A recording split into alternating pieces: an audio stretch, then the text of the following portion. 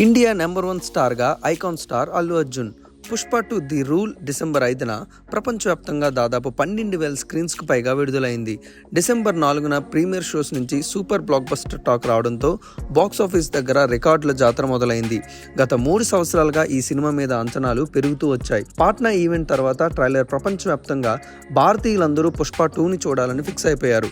దర్శకుడు సుకుమార్ గారు ఏ ముహూర్తాన పుష్ప 2కి ట్యాగ్ ద రూల్ అని పెట్టారో కానీ ఇప్పుడు ఇండియాని రూల్ చేస్తున్నాడు. ఇండియాలో ప్రీవియస్ రికార్డులన్నీ దాటుకొని నెంబర్ 1 పొజిషన్లో నిల్చుంది.